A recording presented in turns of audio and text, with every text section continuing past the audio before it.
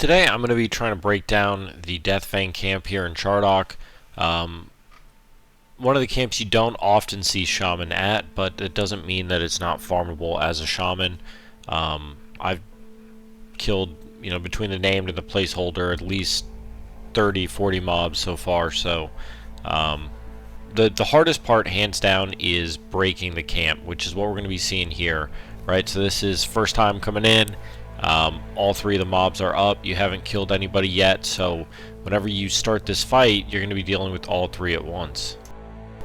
So the way I like to open this camp is I will have my pet placed over here. He's going to be able to actually attack first, so that two of the three mobs are going to focus on him. So I'm going to pre-torp him. I'm going to candy back some of that lost mana. Then I'm going to torp myself. Once I'm torped, I'm going to send the pet in to attack. He's going to take some of that initial aggro, and then I'm immediately going to start trying to slow. Now, here you'll see me slow the terror attacking me. It's honestly just fine if you actually, arguably even better if you are starting to slow the other mauler on your pet, because if it lands, then he'll be able to take both of them for a little bit longer before dying. But in the end, you'll see here, it's not a huge difference. So all you're trying to do here is get all three of these mobs slowed as quickly as possible. Then we're going to apply Malicini on all three as quickly as possible. And once a mob has Malicini on it, then you're pretty much good to root it. The reason we like to wait for that, or I like to wait for that, is because that lower magic debuff or lower magic resistance is going to make the root last longer, so they'll be more reliable. You'll notice you don't see them break quite as often. Once that's done, you just kind of stagger them. As long as the dogs stay in the pen here, then you're good to go. So you'll just see me throughout this, or when you do it yourself, you just kind of kite around inside. As long as they don't leave, like if they're not moving up that ramp, then you're usually pretty good to go. So all you're doing at this point is just going to be continuing to try and keep applying dots where you can on the Imperial War Dog, the placeholder right in the middle. The initial break, like I said here, when you first get to the camp, is going to be the hardest. So you're not going to have a ton of mana at this point. Once you get it down, and once you kind of get into the farm, it's much easier, and you'll see later on, I'll show you what I like to do that will kind of help make things simpler. You'll have a lot more mana through the subsequent fights to apply dots consistently, not have gaps in your DPS, and really be able to get the mob down like a quote-unquote farmable speed, if you will. At this point, the pH is a little under half health. We haven't been able to keep dots rolling. Once again, because we're breaking this camp and we're dealing with all three of the mobs at the start, it can be pretty hectic, pretty hard on your mana. So I generally am not able to keep them up until we get to the subsequent kills. So at this point, all you're trying to do is make sure you've got enough mana to torp. Always have at least 200 mana. If you're getting below that, then you need to make sure you're getting that back ASAP. Other than that, just keep rooting, and then keep applying dots whenever you're able to candy back the mana to do so. At this point, I'm not going to bother with Pox. When mobs are this low, I'll just candy enough for Bane, and then Epic where I can. If you were anyone not an Ixar, you'd probably at this point be right-clicking your JBB.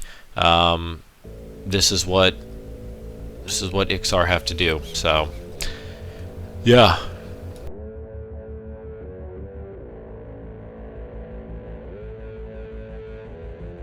So at this point, our placeholder is almost dead.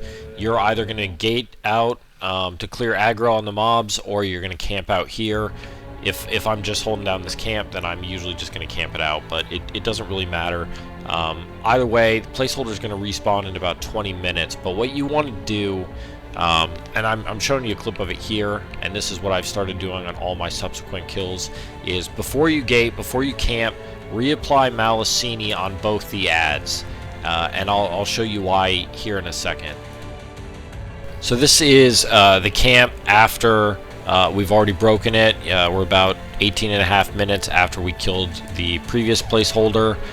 The reason you're seeing this particular clip is we're actually Deathfang is going to pop on this one, but this is kind of me refining the timing, the process.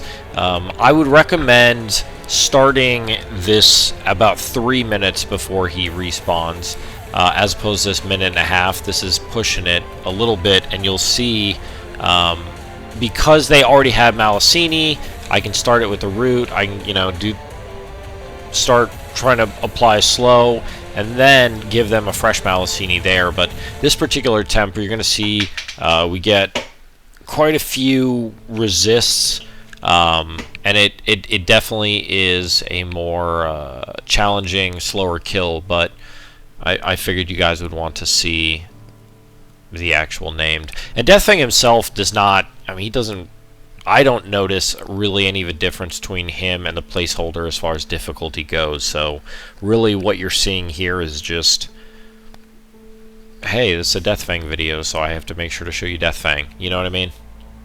And at this point, things, like I said, we hit some resists. This is pretty much I would say, kind of like a worst case scenario, but once again, also a great illustration of once you have these mobs slowed, it's not overly dangerous. I got to pretty low health. Now that they're both under control, it doesn't really happen again. So the hardest part about this camp, hands down, is just getting it broke. I may include a clip at the end of kind of what a normal break would look like, not one here where I started at 1.5 minutes and cut it kind of close. Because what you want to have happen is you want to have both the ads rooted, Malicini'd, and ready and slowed, and then have enough time to canny back and torp back to full health, full mana for when the placeholder spawns. Then you're already good to go, and you can just keep Bane, Pox, Epic rolling the whole time. But what you're going to be seeing here is a little bit more of a challenging kill. So those happen. You can still kill it. Really, it's all about speed. So now that we have the camp, locked down, all the mobs are taken care of. The fight's pretty much the same as what you've already seen. So at this point, I'm just going to let the footage keep rolling, and then at the end, we'll just kind of go over a couple things.